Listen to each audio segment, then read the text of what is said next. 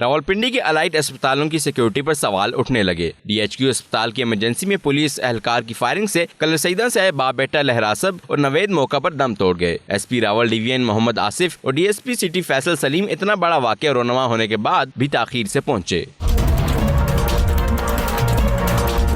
थाना पीर वधाई के पुलिस एहलकार तहसीन तारिक ने बासानी इमरजेंसी में दाखिल होकर दोनों अफराद को फायरिंग करके कत्ल किया। मुलजिम फरार होते हुए रोकने वाले पुलिस एहलकार पर भी फायरिंग करके गया, ताहम वो महफूज रहा। यंग डॉक्टर्स की जानिब से DHQ अस्पताल अदम तहफ्फुज और खौफ हरास के बायस बंद कर दिया गया। डॉक्टर सरमद कहते हैं, ऐसे हालात में काम करना मुमकिन नहीं, ये अस्पताल में दहशतगर्दी है।